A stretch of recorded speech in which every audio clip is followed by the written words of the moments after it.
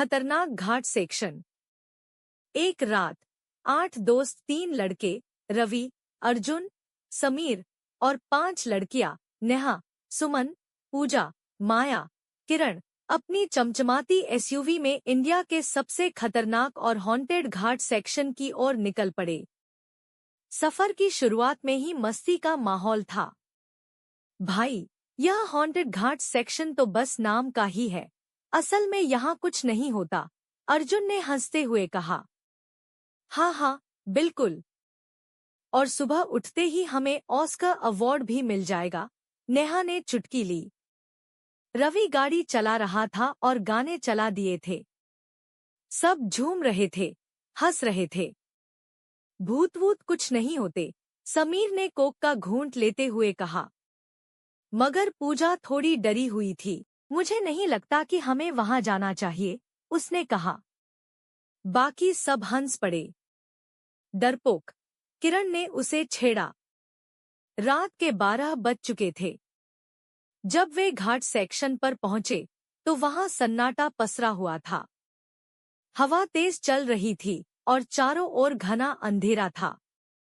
भाई, यहाँ तो स्ट्रीट लाइट भी नहीं जल रही, माया ने कहा।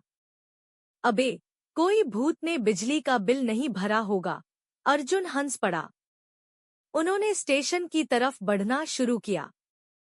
चारों ओर टूटी फूटी इमारतें, जंग लगे बोर्ड और पुरानी ट्रेन के जले हुए डिब्बे पड़े थे।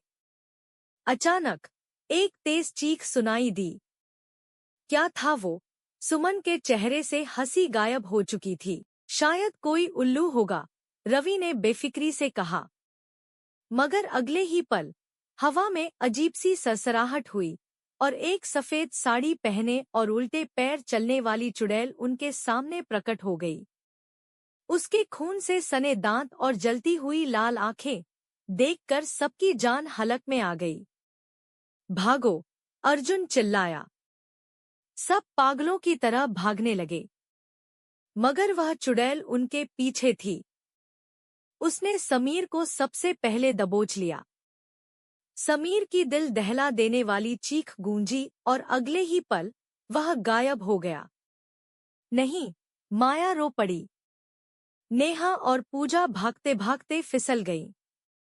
चुड़ैल ने उन्हें भी हवा में उछालकर पटका। किरण और अर्जुन बचाने के लिए पीछे भागे, लेकिन चुड़ैल ने अपनी लंबी नुकीली उंगलियों से दोनों को पकड़ लिया और देखते ही देखते उनका शरीर राख में बदल गया।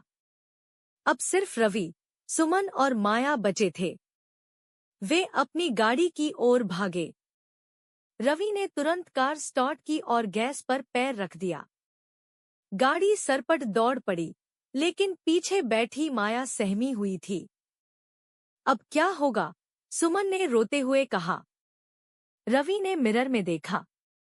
चुड़ैल हवा में उड़ती हुई उनके पीछे पीछे आ रही थी। वह अचानक गाड़ी के सामने प्रकट हुई और रवि का संतुलन बिगड़ गया।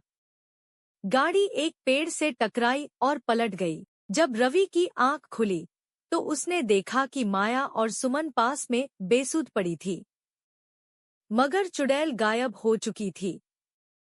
उसने दोनों को झकझोरा और जैसे ही वे होश में आईं, वे तीनों वहां से भाग खड़े हुए। सुबह के उजाले में जब वे एक गांव पहुंचे तो वहां के बुजुर्गों ने बताया कि घाट सेक्शन पर जो भी जाता है वापस नहीं आता। वे तीनों भाग्यशाली थे कि बच गए।